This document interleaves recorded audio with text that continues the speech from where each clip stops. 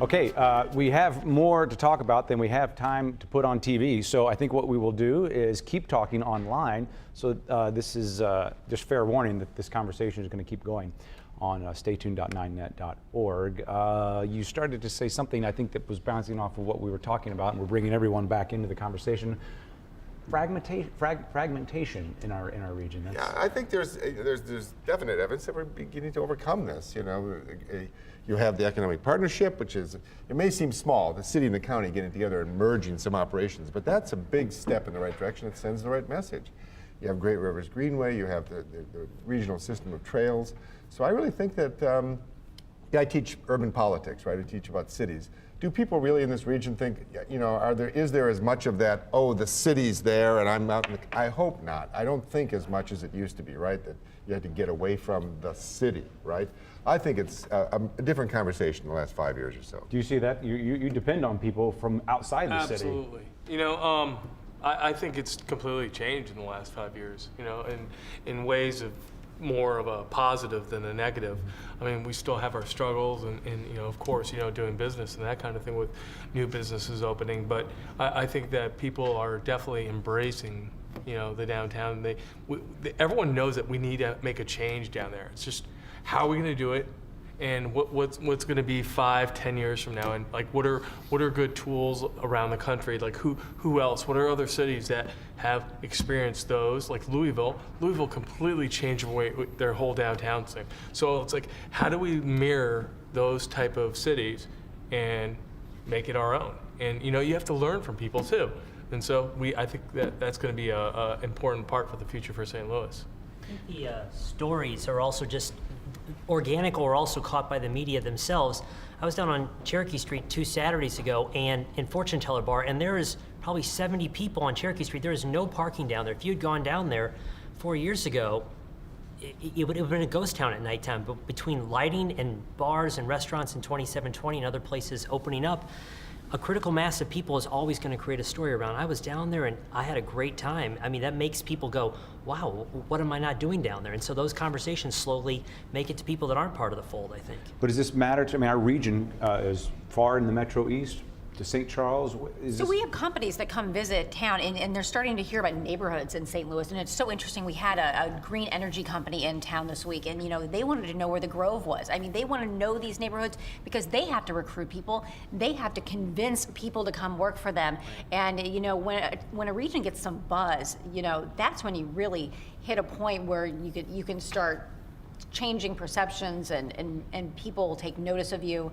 We made the short list on the Boeing project.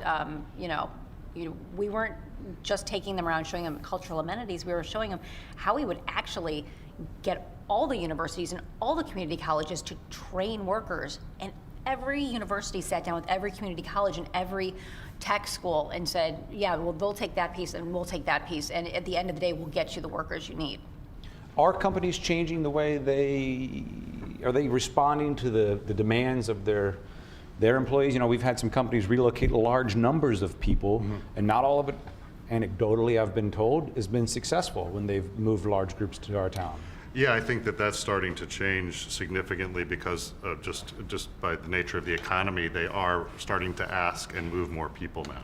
I think maybe 3 years ago they weren't bringing as many people in, and so we're really starting to learn from the new arrivals themselves. They've had a voice that's more recent just because there's a lot more movement now. I think we're at the precipice of a hiring boom the next 3 to 5 years that we haven't seen in a very, very long time, whereas maybe they weren't talking to as many people 1, 2, or 3 years ago. I think also there's a recognition as if a large number of people get moved here, what is the composition of people coming? What are their ages? What are their ethnicities? What do we need to make it successful?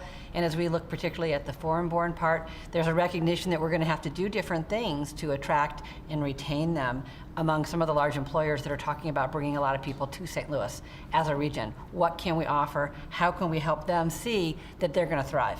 And a lot of these employers too, a lot of these issues that I think the big employers with the large moves we're having, they're very, very fixable. I think during a lot of the exit interviews, employees were bringing up issues that were social in nature. And again, that's solvable and solvable right now. And we have a ways and a means to do that, especially in this community that's working together and sticking together for the first time.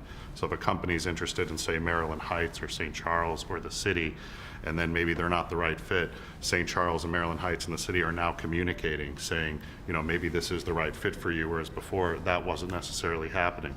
Aaron's work with the city and county too is making a huge difference, because the transplant and the person outside St. Louis doesn't understand the city-county divide. So when they're looking at statistics of St. Louis, they think that's St. Louis. And then they're coming here and spending time here going, wow, I feel so safe. This is lovely. This is really great. I thought it was something else entirely. And so it's not just changing the city and county for us, but it's actually changing it for Google. And somebody looking up St. Louis on Google, that will make a huge impact and make it so much easier for the company hiring, because when they're bringing people in, what does the new employee do? He gets on Google and he starts looking up St. Louis. Well, that image has to be spot on, and it has to reflect what St. Louis is, which is a wonderful, safe, clean, convenient place to live. That's not our image online. So thanks to you, Aaron. It doesn't help on the front page of the Post-Dispatch there's a story about being tops in venereal diseases. That has a lasting influence. And I mean, I've talked to recruiters at WashU Medical that have said, we've tried to recruit, say, a top tier physician from Harvard here, and that physician's wife hops online and finds something negative in search results. I remember when we were moving here 8.5 years ago from Florida, and we hopped online and we found that CNN.com had rated Baldwin as one of the top 75 places to live in the U.S.